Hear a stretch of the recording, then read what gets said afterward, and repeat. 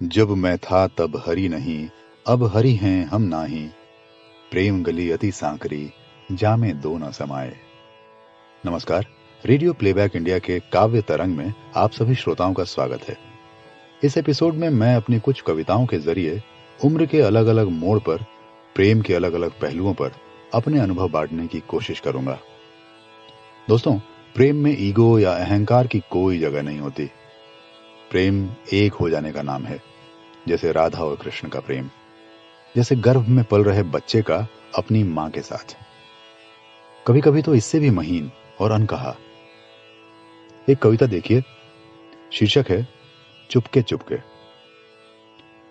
न चाहते हुए भी जब से मासूम पीठों पर किताबों का गट्ठर लदा होगा, मासूम चेहरों ने बना ली होगी बस्ते में एल्बम रखने की जगह। कई बार कच्चे रास्तों पर ढेला खाती होगी आम की फुनगी, और गिरते टिकोले बढ़ाते होंगे प्यार का वजन। बिना किसी वजह के जब डांट खाते होंगे बड़े होते बेटे, प्यार का एहसास पहली बार देता होगा थपकी। जब नहीं हुआ करते थे मोबाइल, नहीं पढ़े जाते थे झटपट संदेश, आंखें तब भी पढ़ लेती होंगी कि किससे होना है दो चार, और हो जाता होगा मौन प्यार। यह भी संभव है कि अनपढ़ माएं या बेबस बहनें अक्सर याद करती होंगी कोई चेहरा, तो रोटियों के नक्शे बिगड़ जाते होंगे। या फिर दाढ़ी बनाते पिता ही पानी या तौलिया मांगते वक्त अनजाने में पुकारते होंगे कोई ऐसा नाम जो शुरू नहीं होता मां के पहले अक्षर से। एक सहज प्रक्रिया के लिए रची गई रोज नई तरकीबें प्यार ने पैदा किए कितने वैज्ञानिक।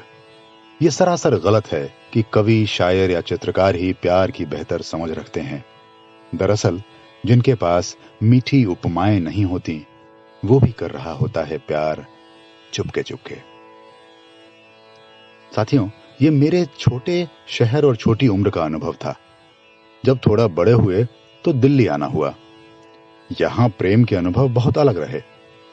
मां की गोद से दिल्ली के अथाह अकेलेपन की तरफ, मौन प्रेम से लाउड रिलेशनशिप की तरफ।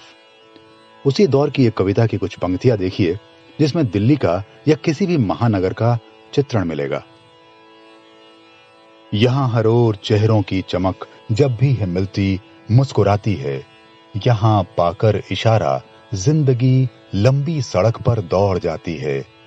सुबह का सूर्य थकता है तो खंभों पर चमक उठती हैं शामें। यहां हर शाम प्यालों में लचकती है, नहाती है। दुख ठिकाना ढूंढता है, दुख ठिकाना ढूंढता है, सुख बहुत रफ्तार में है। मां, मगर वो सुख नहीं है जो तुम्हारे प्यार में है। ओ मेरे प्रियतम, हमारे मौन अनुभव हैं लजाते। हम भला इस शोर की नगरी में कैसे आस्था अपनी बचाते। प्रेम के अनगिन चितेरे यहां सड़कों पर खड़े किल्लोल करते। रात राधा, दिवस मीरा संग सपनों का नया बिस्तर सजाते। प्रेम की गरिमा यहां पर देह के विस्तार में है। हां, मगर वो सुख नहीं है जो तुम्हारे प्यार में है। दिल्ली में एक और कविता लिखी, जिसकी कुछ पंक्तियां देखिए। यहां दिल्ली पुलिस आपकी सेवा में सदैव तत्पर है। यहां दिल्ली पुलिस आपकी सेवा में सदैव तत्पर है। प्यार ढूंढना हो तो कहीं और जाएं। जब तुम्हारे होठ छुए तो मालूम हुआ ये प्रेम त्रिकोणों का शहर है, और उदास रोशनी का, जहां दाईं और बाईं ओर सिर्फ लड़ाइयां हैं और बीच में हैं फ्लाईओवर। हम अपनी रीढ़ तले सख्त जमीन रखकर सोते हैं, और आप मेरी कविताओं में रूई ढूंढते हैं। इतनी खुशफहमी कहां से खरीद कर लाए हैं। आप कह सकते हैं शर्तिया, मैं किसी ऐसी बीमारी से मरूंगा जिसमें सीधी रीढ़ लाइलाज हो जाती है। श्रोताओं, अब प्रेम के अनुभव बिल्कुल बदल गए हैं। व्हाट्सएप, ट्विटर, फेसबुक के साथ इनबॉक्स वाला प्यार, चैट वाला, इमोजी वाला प्यार, जिसमें स्टेटस लिखने में भी शब्दों की सीमा होती है। इसी पर आधारित एक नई कविता देखिए, शीर्षक है ट्विटर युग की लड़कियां। मैं एक ऐसी लड़की को जानता हूं जो मेरी किताब आने से पहले मेरा ऑटोग्राफ चाहती थी।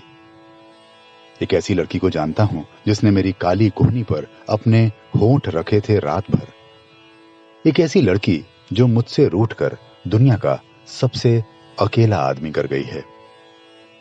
उस लड़की के पास कहने को बहुत कुछ था, मगर 20 शब्दों की सीमा में वो वाहे गुरुदा खालसा कहते कहते रुक जाती रही कई बार। अर्धविराम पूर्ण विराम से जुगाड़ बिठाते आखिर में हाथ जोड़कर छोड़ दिया आधे वाक्य की तरह। अब उन लड़कियों से कौन प्यार करता होगा जिनके बालों से लंबे सरनेम होते हैं? उन लड़कियों से कौन प्यार करता होगा जिन्हें सिर्फ अपनी तस्वीर सुंदर चाहिए? उन लड़कियों से कौन बात करता होगा जो किसी से बात तक करना ठीक नहीं समझती? दुनिया को उन लड़कियों से कान पकड़कर माफी मांगनी चाहिए जिन्होंने प्यार की जगह सिर्फ शक करना सीखा। शक एक बुरी चीज है, ये आनंद बख्शी ने बाद में, पहले हमें दुनिया ने बताया। हालांकि एक लड़की मेरी बेटी भी है जिसके साथ होने पर मैं बहुत खूबसूरत लगता हूं, मगर दुनिया के बारे में ख्याल अब भी वही हैं।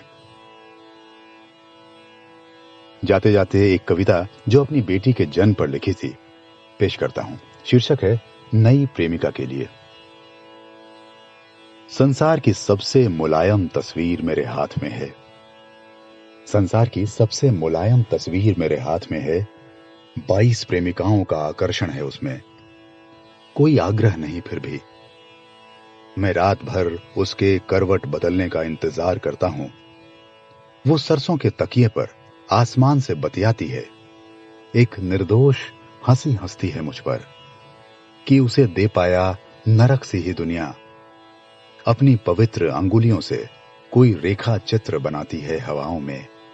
शायद काट रही है दुनिया का घिसा पिटा नक्शा। रच रही है अपनी अलग दुनिया, जिसे पढ़ने के लिए बरसों बरस करनी होगी साधना।